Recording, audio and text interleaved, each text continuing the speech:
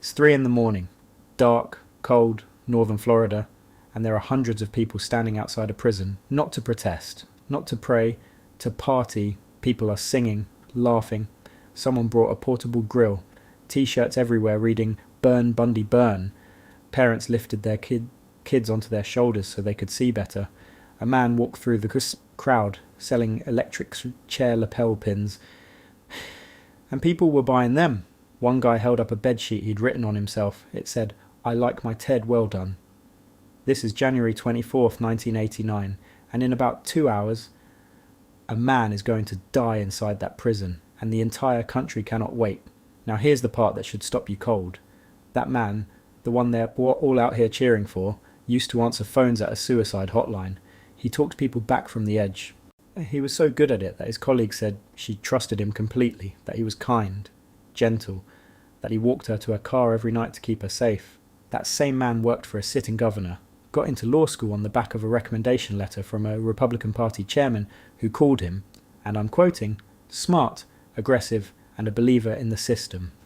He literally wrote a government pamphlet on how to prevent rape. And then, in the space of 4 years, he kidnapped, raped, and murdered at least 30 women across 7 states, escaped from prison twice, and kept going. Right now he is sitting in an electric chair with his head shaved and his eyes scanning the room. He's about to say his last words on this earth. How does someone like this even exist? And when that switch gets thrown, is it actually justice? Or did the system that created him owe his victims a whole lot more? Stay with me, because we are telling this story from the very end and working all the way back to the beginning. Before we talk about Ted Bundy any further, I need you to meet 2 people first, because it's very easy to get so caught up in the killer that you forget who actually matters in this story. So let's slow down, just for a moment. Lynda Ann Healy was 21. She was a psychology student at the University of Washington, the kind of girl who was genuinely good. She spent her spare time working with kids who had disabilities, not because she had to, because she wanted to. Every single morning at 5:30 a.m. she'd wake up and go read ski condition reports live on the radio, broadcasting to 20 stations across Washington and Oregon. She had her own voice on the airwaves. She had a life going exactly the way it was supposed to go. The night before she disappeared, she'd been out with her housemates at a local bar. Nothing unusual. They walked home together. She said goodnight. She went to her room in the basement. She went to bed. She never woke up. When police arrived, her bed was neatly made. Her nightgown was hanging in the closet. The only sign anything had happened at all was the blood on her pillow. He had cleaned up behind himself, deliberately, carefully, to buy himself time. Her skull was found over a year later on Taylor Mountain, outside Seattle. She never made it to graduation. Now jump forward 4 years. Different state, different story. Same monster. Kimberly Leach was 12 years old, a straight-A student, the runner-up Valentine queen at her school in Lake City, Florida. She had just gotten her first boyfriend. The morning she was taken, she had arrived at school excited, because after school, she and her mum were going shopping. She needed a dress for the Valentine's Day dance coming up. She left her purse in her homeroom. Her teacher sent word, "Go get it." She walked back across the campus to retrieve it. She never came back. Her friend Lisa went to their usual spot to meet her between classes. She wasn't there. And Lisa said she knew straight away something was wrong, because Kim was not the type of girl to skip class. She was not the type of girl to just disappear. "I mean," she said, "oh, we were 12. They found Kimberly's body 2 months later, in a tin shed near the Suwannee River, 35 miles from her school. She never saw her 13th birthday. The world missed out on a great soul, her childhood friend said years later, and she was right. It did. These 2 girls, one at the very beginning of Ted Bundy's killing, one at the very end, are the reason this story matters. Not him, them. Now let's talk about how someone like him even exists. If stories like this one matter to you, hit subscribe. Every case we cover completely. So, how does someone like Ted Bundy happen? That's the question everyone always asks. And the answer starts way before the murders. It starts the day he was born, with a lie. Ted Bundy was born Theodore Robert Cowell on November 24, 1946, at a home for unwed mothers in Burlington, or Vermont. His mum was young, unmarried, and in 1940s America, that was a scandal. So the family did what a lot of families did back then. They covered it up. His grandparents told everyone, friends, neighbours, even young Ted himself, that they were his parents. His actual mother, she was introduced to him as his older sister.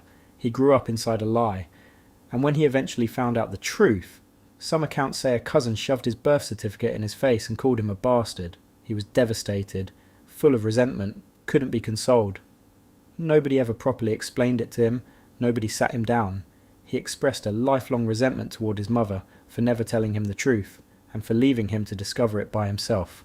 That wound never healed. But here's the thing. Even before he found out, something wasn't right. His aunt woke up from a nap once to find herself surrounded by kitchen knives, with 3-year-old Ted standing beside her bed, just smiling. Nobody did anything. Nobody said a word.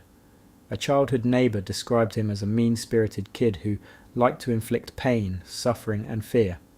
But nobody saw it coming, because by the time he was a teenager, Ted Bundy had figured out the most dangerous thing a person like him could ever learn: how to be charming. By the time he re-enrolled at the University of Washington, he was an honours student, well regarded by his professors, handsome, striking blue eyes, the kind of guy people genuinely liked. In 1971, he took a job at Seattle's suicide hotline crisis center. A colleague, former cop and future crime writer Anne Rule, called him kind, solicitous, and empathetic. She said he would walk her to her car late at night, warning her to watch out for predators. Distractify, let that sit for a second. He then went and worked on a governor's re-election campaign, got appointed to the Seattle Crime Prevention Advisory Committee, got into law school on the back of recommendation letters from a sitting governor, the Republican Party chairman, and university professors. The party chairman called him smart, aggressive, and a believer in the system. He wrote a pamphlet on rape prevention. And then, in January 1974, while his political career was going exactly the way he planned, Ted Bundy walked into a woman's bedroom while she slept, and he never stopped. It starts quietly, the way dangerous things usually do. Washington State, young women start disappearing from university campuses, one a month, then more. They are all young, all white, all with long dark hair parted in the middle. They are all last seen near a light brown Volkswagen Beetle, and witnesses keep mentioning the same thing: a man with his arm in a sling, a man on crutches, a man who just needs a little help carrying something to his car. He is not injured, he is not helpless, he is choosing them. Fast forward to January 15th, 1978, Tallahassee, Florida, 2:45 in the morning. Ted Bundy walks up to the back door of the Chi Omega sorority house at Florida State University. The lock is broken. He walks straight in. He is a wanted man. He has already escaped from prison twice. He does not care. He picks up a heavy piece of firewood on his way inside. He goes to the first room. Margaret Bowman, 21, is asleep. He beats her with the wood. He strangles her with a nylon stocking. He walks across the hall. Lisa Levy, 20. He beats her unconscious. He strangles her. He bites into her body so deeply that the wound becomes the evidence that convicts him. He keeps moving. 4 women attacked. Less than 15 minutes. More than 30 people sleeping within earshot, and nobody hears a thing. 2 of those women don't make it out alive. 36 days later, he is still free. February 9th, 1978, Lake City, Florida, morning, a school day.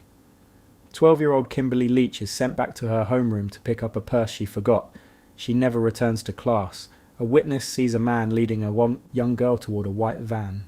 He assumes it's her father. He drives on. 7 weeks later, police find her remains inside a tin shed near the Suwannee River, 35 miles from her school. She had been sexually assaulted. She was his last victim. He is arrested 10 days after he takes her, not because the system catches him, because a patrolman in Pensacola runs the plates on a stolen car at 1:30 in the morning. That's how it ends, not with great detective work, with a traffic stop. Now here is the part of this story that should make you angry, because Ted Bundy did not slip through the cracks once. He wasn't just unlucky to avoid detection. The system had him multiple times, and it kept letting him go. Let's go through it. His girlfriend Elizabeth Klopfer reported him to police in August 1974 after recognizing his description in a police sketch. They dismissed her. She called again in November. Dismissed again. She called again in December. 3 separate calls. Each time, nothing happened. This is the woman who lived with him, who noticed the surgical gloves, the meat cleaver, the strange late-night drives, the woman who knew him better than anyone, and the police looked at his name on their list. a list of over 3,000 suspects and moved on. Then in August 1975, Utah police pull him over at 3 in the morning. They search his car and find pantyhose, a ski mask, a crowbar, an ice pick, and handcuffs. He has no good explanation for any of it. They charge him with a kidnapping. He is released on bond. He goes home to Seattle. He spends Thanksgiving with Elizabeth. Then Colorado gets him, murder charges, and he escapes out of a courthouse library window. They catch him 8 days later. They put him back in jail. He escapes again on December 30th, 1977, this time by cutting a hole in his cell ceiling. He is gone for 16 days before anyone realizes he is missing. 16 days. He arrives in Florida on a stolen bus ticket. He is a wanted man in 2 states. He rents a room near Florida State University under a fake name. Nobody checks. Nobody is looking. Within 2 weeks, he is inside the Chi Omega house. Within 6 weeks, Kimberly Leach is gone. Here is the truth that nobody in authority wanted to say out loud. The system didn't just fail to stop Ted Bundy. At almost every single turn, it handed him back. Now here is where it gets truly strange, because Ted Bundy, a man facing the death penalty for multiple murders, decided that what this moment needed was a performance. He fired his lawyers. He handled much of his own defense. He cross-examined witnesses. He made speeches. He smiled at the cameras. He seemed to genuinely enjoy himself. The courtroom was packed every single day. Young women, the same age as his victims, travelled from as far away as Seattle just to sit in those benches and watch him, giggling, trying to catch his eye. And then, right in the middle of his murder trial, he did something nobody saw coming. He called a woman named Carol Ann Boone to the stand as a character witness. She described him as kind, warm, and patient. She said she had never seen anything in him that suggested he could hurt anyone, and then, while she was still on the stand, he proposed to her. Because of an old Florida law, a public declaration made in open court in front of a judge was legally binding as a marriage. He had already been denied permission to marry at the jail, so he found a loophole.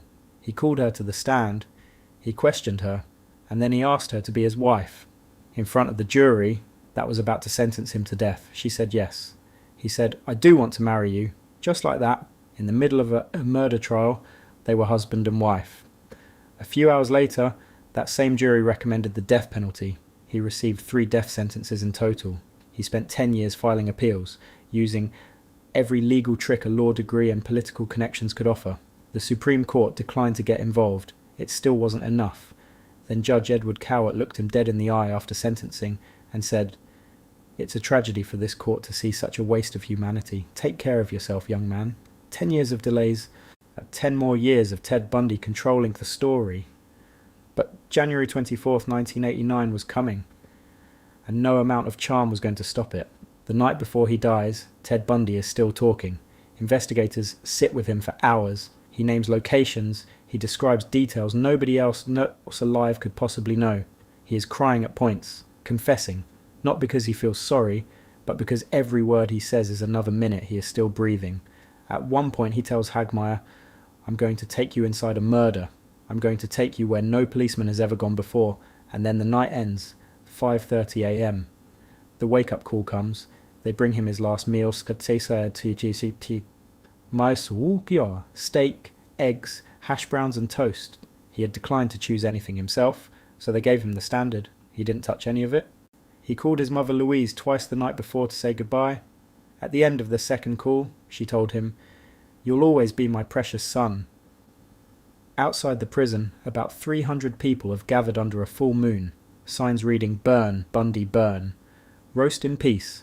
Someone is banging on a frying pan. It looks less like a vigil and more like a tailgate party. 7 a.m. He is led into the execution room. His head has been shaved. The right leg of his blue prison uniform has been cut off. 2 guards walk either side of him. His lawyer, watching him enter, said he looked very small and very helpless. He is sat in old Sparky. Straps buckled across his arms, legs, body. A black hood placed over his head. Electrodes attached to his leg and skull. 42 witnesses watch through a glass window. Superintendent Tom Barton asks if he has any last words. Bundy hesitates. His voice quavers. He looks toward his lawyer, Jim Coleman, and his minister, Fred Lawrence. "I'd like you to give my love to my family and friends." That is all. 7:06 a.m. The warden gives the go-ahead. An anonymous executioner pushes the button. 2,000 volts surge through the wires. Bundy's body tenses. His hands tighten into a clench. Then stillness. At 7:16 a.m., a doctor steps forward, checks for a heartbeat, shines a light into his eyes. Ted Bundy is pronounced dead. Outside. The crowd erupts, cheering. Someone sets off fireworks, car horns blaring all the way down the road, and somewhere in that witness room, a homicide detective who had spent years chasing this man across 3 states sits quietly. He doesn't cheer, he doesn't celebrate. He just drives home. Before we go, I need you to remember 2 names. Lynda Ann Healy, 21 years old. She woke up every morning at 5:30 to read the weather on the radio. She worked with disabled kids in her spare time. She had a whole life she was quietly building, and she never got to finish it. Kimberly Leach, 12 years old. She went back to class to pick up a purse she forgot. She never made it back.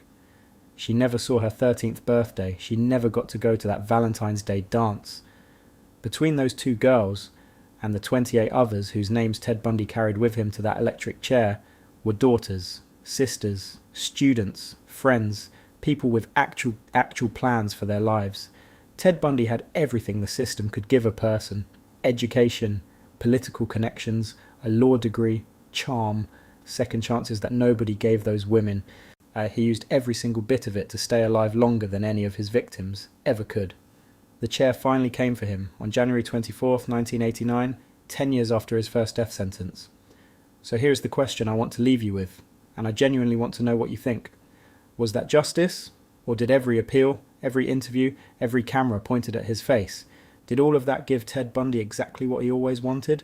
Drop your answer below. I'll be reading every single one.